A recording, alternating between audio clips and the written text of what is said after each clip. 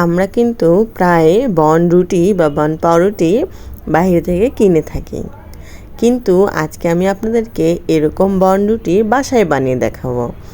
সত্যি এই বনরুটিগুলো বাসায় দিয়ে এত সহজে বানানো যায় তা আগে জানতামই না।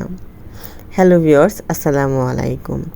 আজকে আমি আপনাদের সাথে শেয়ার করব এই বনরুটিগুলো। এটা খেতে যে এতটাই অসাধারণ যে কি বলবো। চায়ের সাথে খেতে তো খুবই মজা লাগে। আপনারা অবশ্যই একবার ট্রাই করে দেখবেন, সত্যি একদম বাহিরের দোকানের মতো খেতে। একবার বাসায় বানালে মনে হবে বাইরে থেকে কেনার কোনো দরকারই নাই, আমরা বাসায় বানিয়ে ফেলি। চলুন তাহলে দেখে নিই রেসিপিটি। এখানে আমি পরিমাণ মতো পানি নিয়েছি, অ্যাকচুয়ালি এটা হাফ কাপ। আপনারা যতটুকু আটা মধ্যে নেবেন বা ময়দা মধ্যে নেবেন সেই হিসাবে পানি নিতে হবে। পানি নিয়ে আমি এখানে দিয়ে দিলাম 2 চামচ চিনি ও 1 চামচ ইস্ট দিয়ে খুব ভালো করে এটাকে গুলিয়ে নেব। গুলিয়ে নেওয়ার পর এটাকে ঢেকে আমি 10 মিনিটের জন্য রেস্টে রেখে দেব। এটা যতটা গরম স্থানে রাখবেন তত তাড়াতাড়ি ইস্টে অ্যাক্টিভ হয়ে যাবে। এই 10 মিনিট পরেই দেখবেন যে আমার ইস্টটি অ্যাক্টিভ হয়ে গিয়েছে। এখন আমি এটার খামির তৈরি করে নেব। এখানে আমি 1 কাপ আটা নিয়েছি। আমি এই বনরুটিটি আটা দিয়েই বানাবো। দিয়ে দিলাম স্বাদমতো লবণ আর 2 টেবিল স্পুন রান্নার নর্মাল তেল।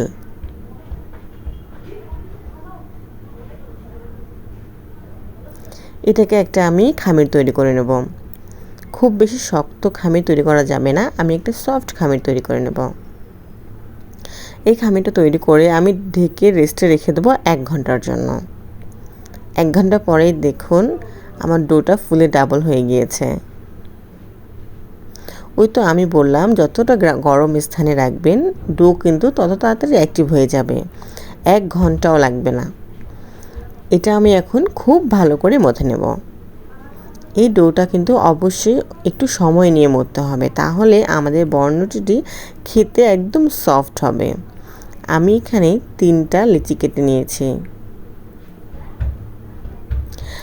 এটা আমি অ্যাকচুয়ালি 2টা করে নেব। আমি একটু মোটা করে রুটি বেলে নেব। আসলে এটা তেমন কিছুই না, জাস্ট একটু মোটা করে রুটি বেলে নেব।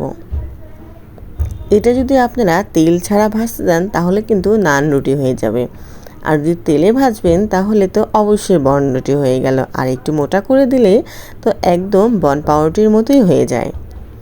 আমি একটু উপর থেকে সাদা তেল দিয়ে উপর থেকে একটু বেলে দিলাম, আর আমি জাস্ট একটু বনরুটির মতো একটু ডিজাইন করার চেষ্টা করেছি। এটা আপনারা চাইলে স্কিপ করতে পারেন, দিলে কিন্তু সুন্দর দেখায়। আপনারা দেখতে পাচ্ছেন যে আমি নিচে একটি বেকিং পেপার দিয়েছি। আপনারা ইচ্ছে করলে এটা নাও দিতে পারেন বা একটা কাগজও কিন্তু দিতে পারেন, কোনো সমস্যা নেই। এই যে আমি এখানে আরেকটা মোটা করে রুটি বেলে নিয়েছি। এর প্রসেসিং কিন্তু খুবই সহজ। আপনারা ইচ্ছে করলে 1 ঘন্টার মধ্যে এই বন পাউরুটিগুলো বানিয়ে নিতে পারবেন। আর যদি ইনস্ট্যান্ট ইস্ট থাকে তাহলে তো 1 ঘন্টারও প্রয়োজন পড়বে না, 30 মিনিটের মধ্যেই হয়ে যাবে। এই যে আমি একটু এখানে প্যানের মধ্যে তেল দিয়েছি। আমি অ্যাকচুয়ালি এটা ডুবো তেলে ভাজবো। আমি বেকিং পেপার সহ কিন্তু দেখতে পাচ্ছেন প্যানের মধ্যে দিয়ে দিয়েছি। যখন নিচ থেকে একটু কুক হয়ে আসবে বেকিং পেপারটা কিন্তু অলমোস্ট রুটিটাকে গা থেকে ছেড়ে দেবে। সো তখনই আমি ওটা বের করে নেব। এখন এটাকে আমি একটু মিডিয়াম আঁচে রান্না করে নেব। দেখতে পাচ্ছেন এটা কি সুন্দর একটু ফুলে উঠেছে। আমি অপর রুটিটাকেও ভেজে নিয়েছি। আমার চারপাশে কাটার কারণে একটু ফাটা ফাটা হয়েছে। দেখুন দেখতে কিন্তু ভারী সুন্দর লাগছে।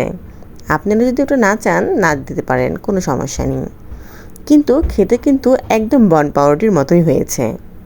অবশ্যই এটা বাসায় চায়ের সাথে ট্রাই করবেন।